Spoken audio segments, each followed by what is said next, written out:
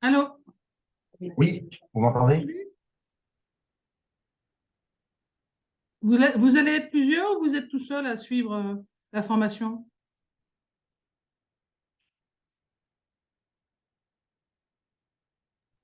Là, vous m'entendez? Ah, c'est mieux. Ça fonctionne. Voilà. Oui, donc Bon, il y a d'autres personnes que vous qui doivent se joindre parce que je croyais qu'il y avait deux, il y en avait deux et deux. pour moi, non. Enfin, moi, je suis tout seul, hein, après.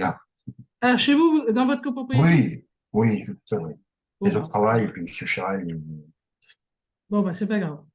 ouais, On va continuer. Alors, normalement, le sujet, c'est les répartitions de l'annexe de l'annexe numéro 5. 5.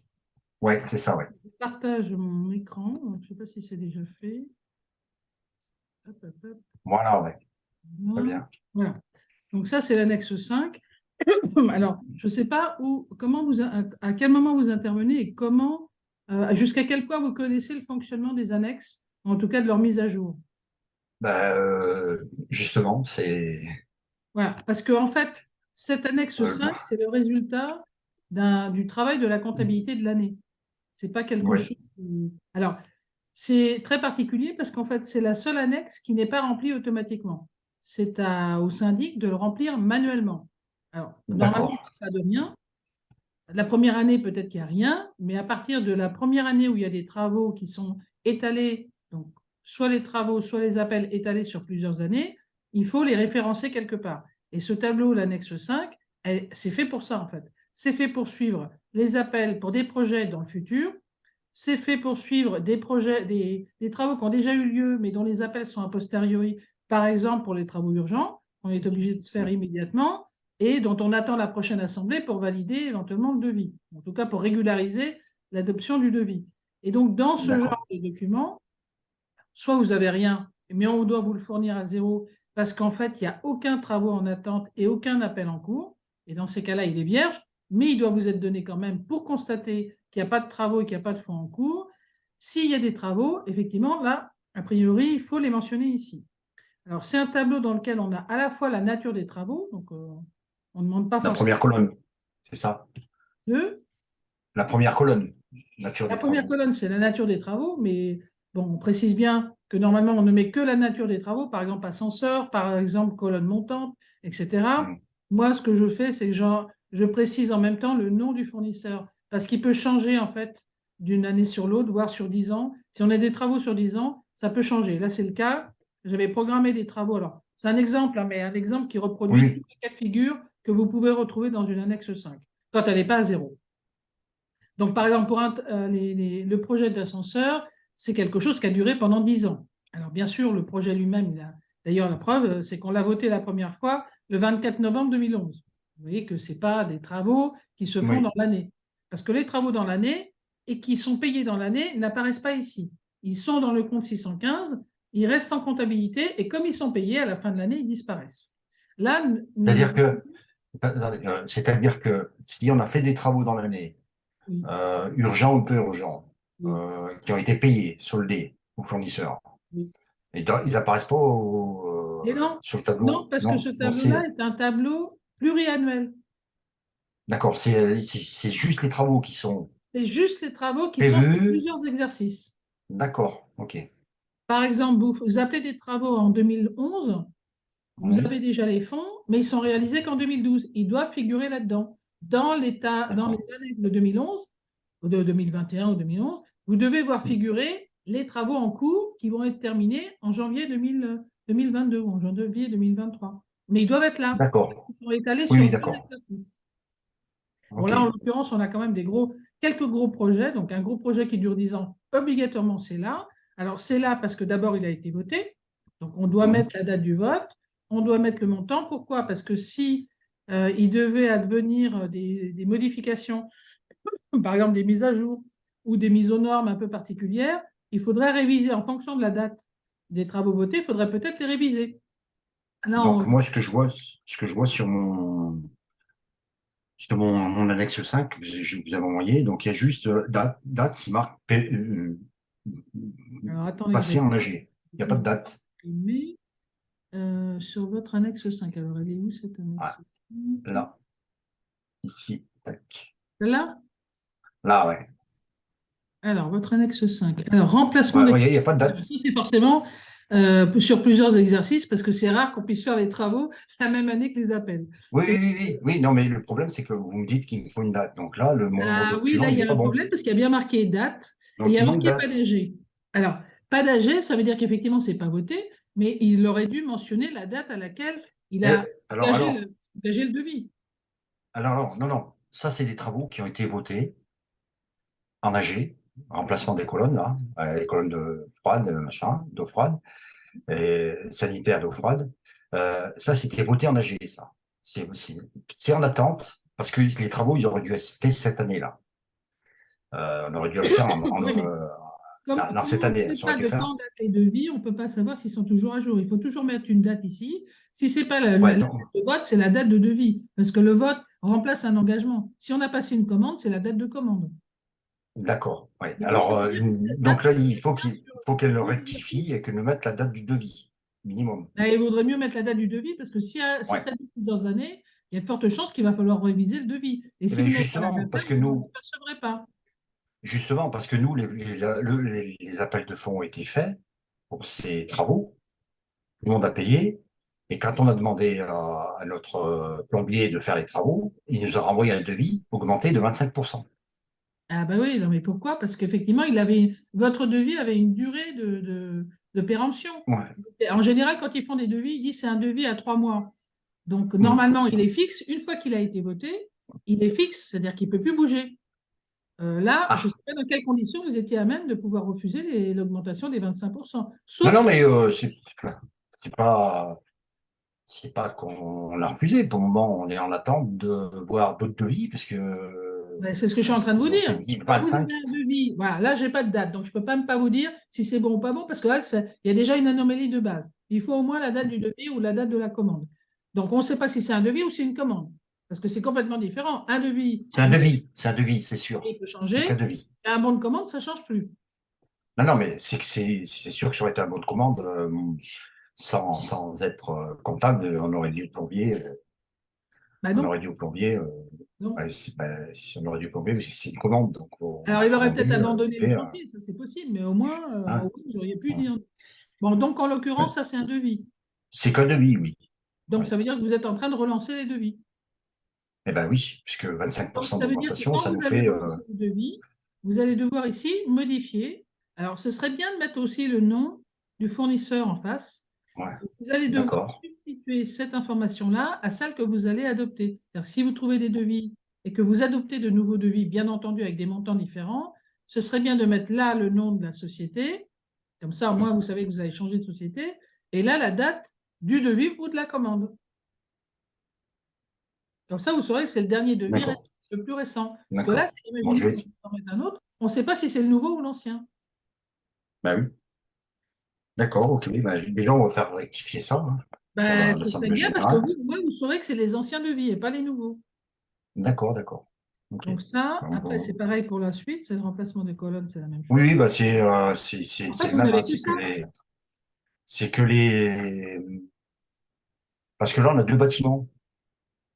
Il y a Non, le mais bâtiment c'est béant, vous que voyez. ça que vous avez que les colonnes. Oui, pour le moment, oui, les Il y a une colonnes et seule puis page, d'accord. les vannes d'arrêt. Non, c'était pour savoir s'il y avait deux pages. Non, il n'y a qu'une seule Non, page, il n'y non. a qu'une colonne. OK. Bon, Non, ben, il y a trois pages, il y a trois pages, mais c'est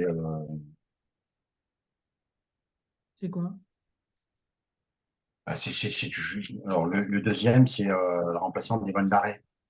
Donc c'est pareil, c'est des devis. Oui, c'est pareil, c'est le même, Bon, bah, c'est c'est le même pareil. fournisseur et le même devis. Si c'est partout pareil au niveau des devis, c'est la même Ouais. punition. Il faut mettre les dates pour que vous puissiez, et le nom du fournisseur. Comme ça, en le lisant, vous voyez tout de suite que c'est l'ancien devis et pas les nouveaux. D'accord, Ah, très bien. c'est juste une question. Comme c'est de la saisie, on peut mettre ce qu'on veut. Autant mettre le plus Ouais. d'informations possible pour que tout le monde sache de quoi il s'agit et que vous puissiez Ouais. rapidement vous rendre compte si vous êtes à jour ou pas. Parce que quand les nouveaux devis D'accord. vont arriver, il faudra bien vérifier qu'ils sont mis à jour là. Si vous n'avez pas de date et pas de nom de Ouais. fournisseur, vous pourriez avoir une confusion. Vous pourriez considérer que c'est à jour, alors que ce n'est pas le Ouais. cas. D'accord, Donc très bien. ouais, cette annexe 1-là, je vais en rester là parce qu'a priori, il n'y a pas plus de choses que ça. Alors là, ça revient à peu près à ça, c'est-à-dire qu'on commande d'abord, D'accord. c'est soit Travaux voté, soit une commande, soit un devis. Donc on précise, bon là en l'occurrence c'est un Hum, devis. Les travaux ont été hum, votés, donc on considère que c'est une commande. Sinon, il ne serait pas voté. Payer, donc on a effectivement dû verser un acompte. Donc cet acompte, il doit figurer là, parce que quand vous avez des opérations qui durent longtemps, par exemple 10 ans, ben, bien souvent, même moins que ça, bien souvent, on a oublié qu'on a versé un acompte. Et puis le fournisseur, il ne vous le dit pas, que 10 ans avant, vous avez versé un acompte. Ça m'est arrivé dernièrement dans un autre cas, un loyer. Voilà, les loyers des locaux.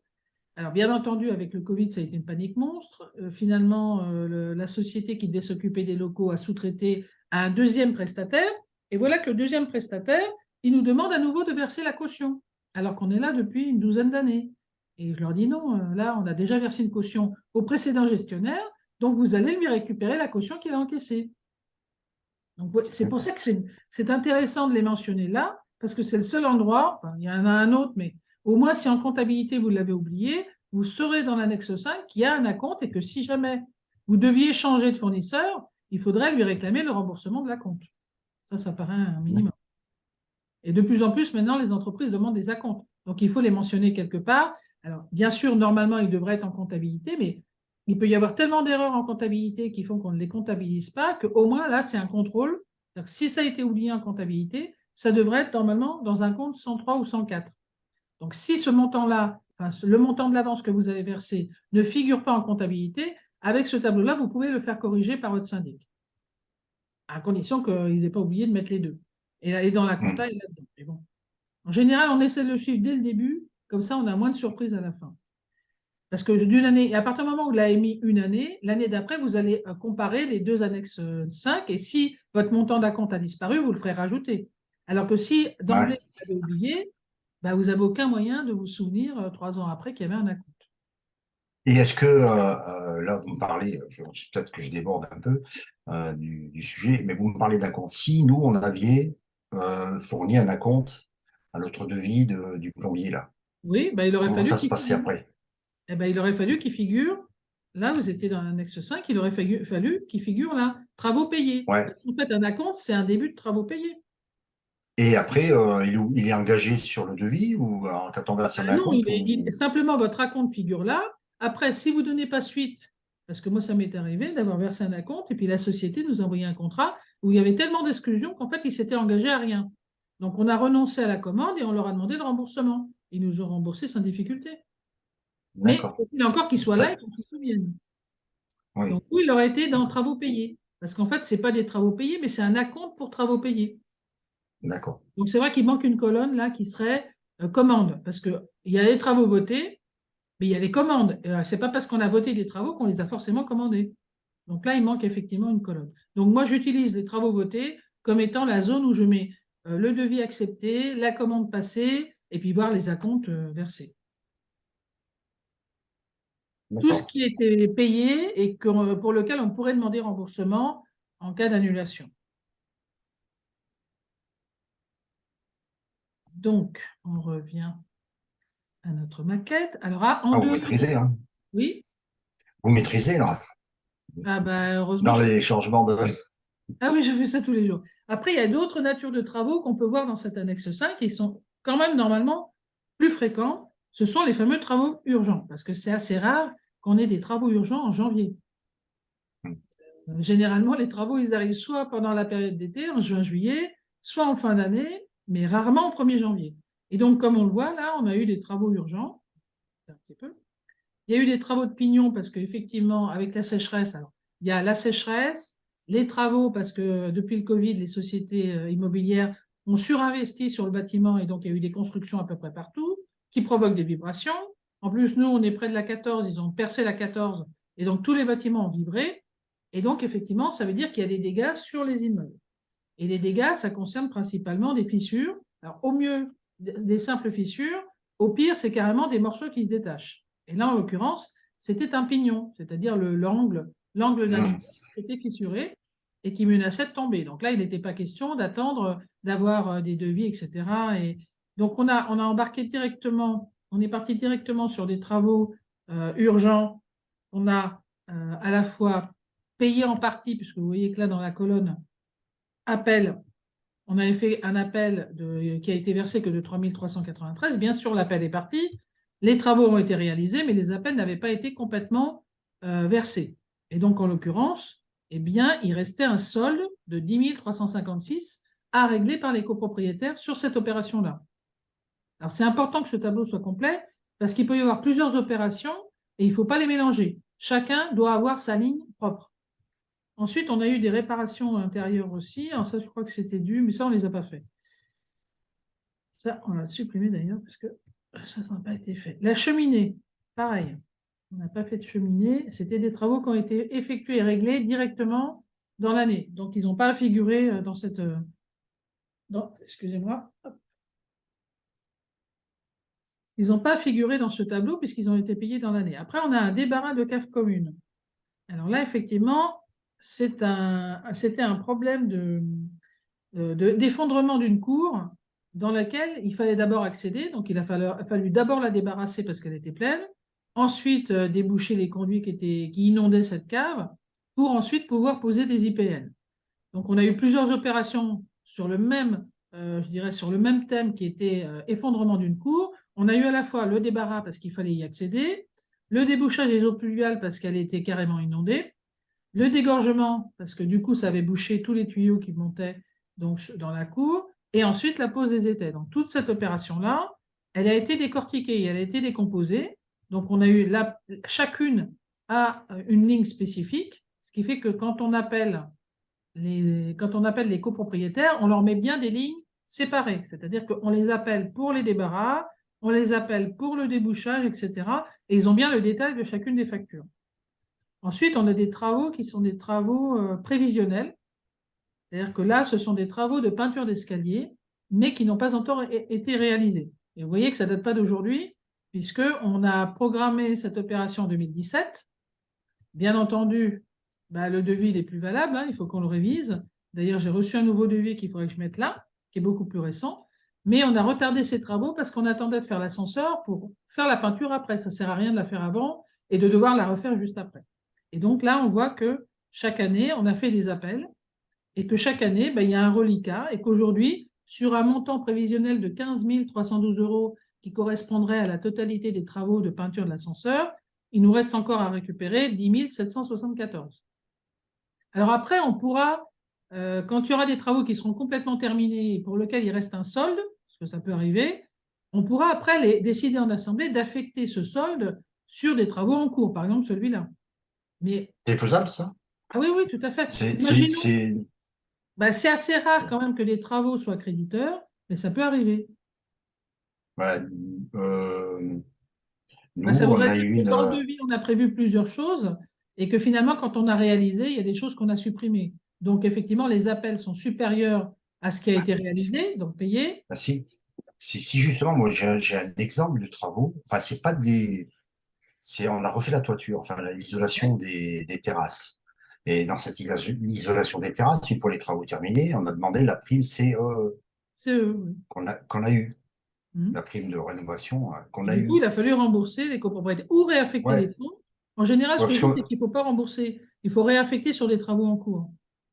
ah, mais ce que moi, le syndic, il me dit, c'est pas possible, il faut Mais si, qu'on. une assemblée peut tout voter. Le syndic, ce n'est pas lui qui décide, lui, c'est un secrétaire et un comptable. Donc, quand des travaux pour CEE, ou parce que tout simplement vous avez enlevé une partie, il y avait plusieurs tranches et vous avez enlevé une tranche, et qu'il vous reste par exemple 10 000 euros, en assemblée générale, mais seulement en assemblée générale. Donc, effectivement, ce n'est pas le Ouais, syndic qui peut le faire.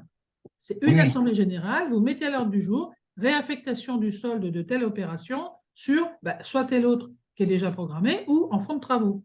Parce que c'est plus facile de lancer des travaux quand on a des fonds que quand on n'en a pas et rembourser aux gens 100, 200, voire même 500 euros, très vite ils vont l'oublier et quand il va falloir les rappeler, ce sera plus dur.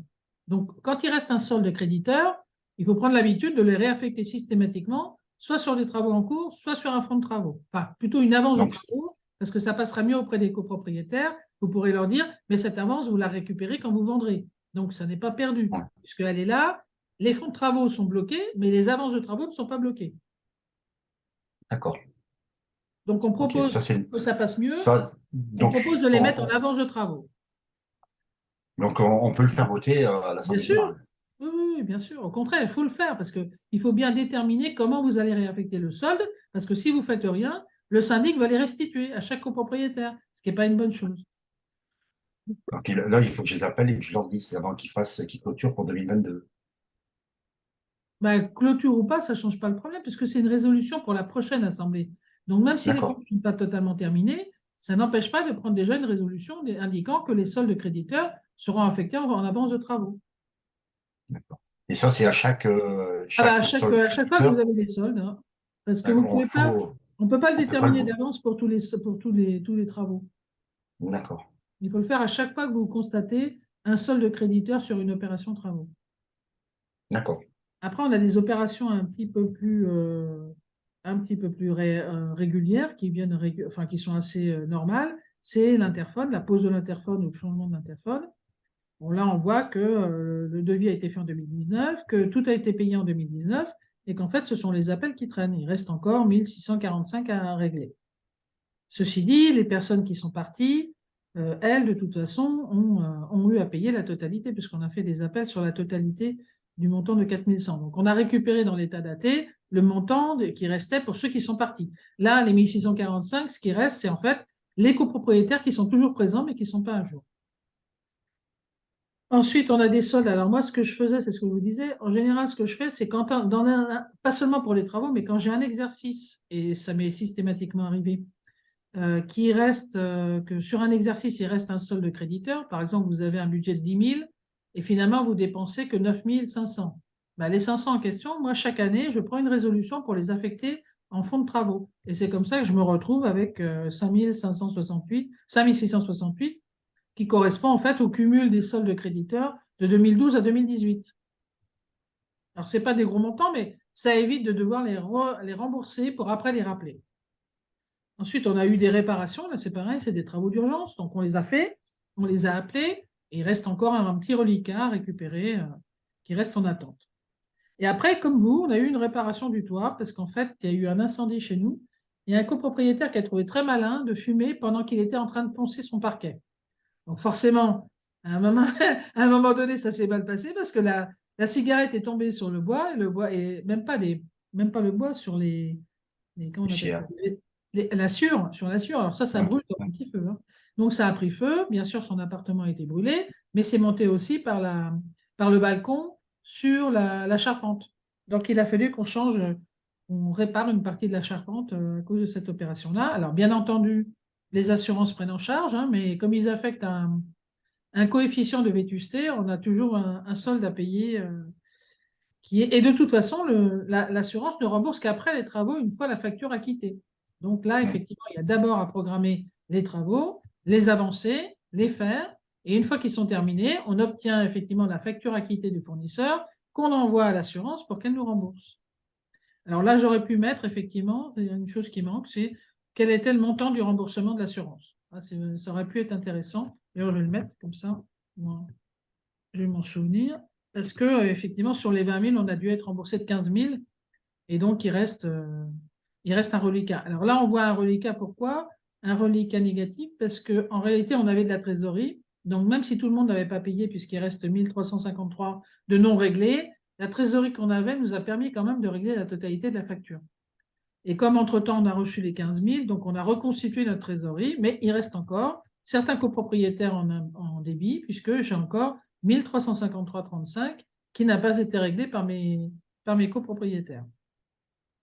Donc voilà, et ce qui permet d'avoir au total le montant, une fois qu'on a fait pour chaque opération cette distinction entre payé et soldé, ben on a au total le montant des soldes à régler. Alors, toutes les opérations ne sont pas des opérations déjà réalisées. Donc, quand on dit qu'il manque moins 44 000, c'est qu'en fait, il manque moins, surtout 40 000, sur le projet ascenseur, qui lui-même n'est pas encore totalement engagé, puisqu'on n'a pas passé la commande. À part la compte, on n'a pas passé la commande. Donc, ce n'est pas moins 44 000 qui manque, c'est moins 44 000 d'appels non réglés à ce jour et qui bloquent peut-être certaines opérations. Qui n'en bloquent pas pour toutes celles qui sont réalisées, donc toutes celles pour lesquelles on a des montants dans travaux réalisés, ce n'est pas bloquant. Vous voyez, pour l'ascenseur, on n'a rien fait encore. Et pour tous les autres, ça a été réalisé. Donc aujourd'hui, on peut dire que les 44 000 qui manquent sont les 44 000 qui manquent pour l'ascenseur. Donc, voilà pour cette opération-là, sachant que le total de ce montant, de ce tableau qui est, alors je rappelle, un tableau saisi. Donc, c'est pour ça que chaque année, il faut faire attention que tous les montants soient bien repris, que ceux qui sont soldés s'en aillent et qu'on retrouve effectivement un lien entre l'ancienne annexe 5 et la nouvelle. Et là, en l'occurrence, il y a un moyen de contrôle que la saisie est bonne, c'est que ce montant de moins 44 000, vous devez le retrouver dans la partie en haut à droite de l'annexe 1. Alors, je vais essayer de la trouver, celle-là, parce que je crois que je ne l'ai pas prise. Je crois que je l'ai pas prise.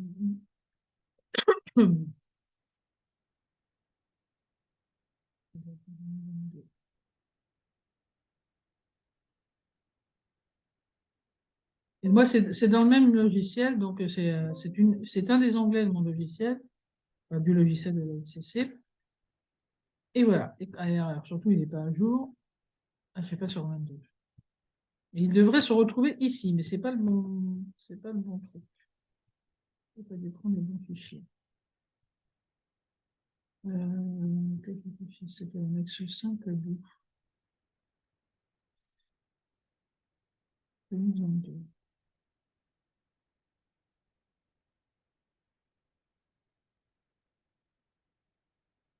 Alors, normalement, ça devrait être bon. Alors, il y a un problème. J'ai dû bidouiller un petit peu et j'ai pas fait de correction derrière. Normalement, c'est quelque chose que je devrais retrouver là. Dans l'occurrence, je ne sais pas pourquoi ça ne fonctionne pas. Bon, ce n'est pas un bon exemple parce que j'ai dû travailler dessus et je pense que j'ai pas fait des bêtises. Donc, à vérifier. Mais normalement, je devrais le retrouver là et le montant que j'ai là devrait être celui qui est dans le montant pluriannuel. Bon, là, ça l'était à l'époque. Je ne sais pas pourquoi ça a disparu. On va voir dans les balances.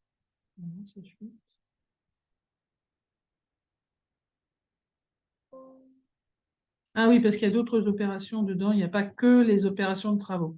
Donc là, j'ai effectivement bien 44 867 que je déduis du reste des appels parce qu'il y a eu une vente. En fait, il y a eu une vente de loge et elle vient compléter les 44 000. Mais j'ai bien effectivement un montant de 44 867 qui fait partie des 80 000 qu'on a ici. Voilà. Dans les 80 000, il y a 44 000. Donc c'est vrai que quand on a plusieurs choses, comme par exemple la vente, et qui ne peut pas apparaître dans les travaux, dans l'annexe 5, parce que ce sont que les travaux. Donc, si on a des financements extérieurs, par exemple les CE, etc., ça n'apparaîtra pas là-dedans. Donc, du coup, ça va peut-être compliquer. Alors, les CE, on pourrait les mettre.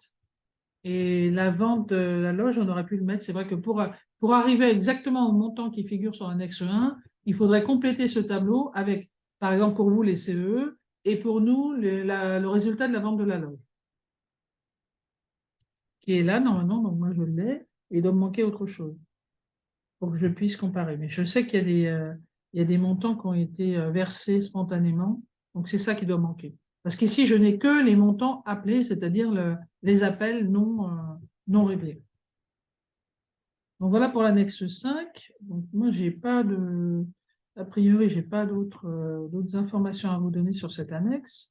Si ce n'est qu'il faut effectivement la remplir correctement et que c'est peut-être l'exercice le plus difficile. Allô?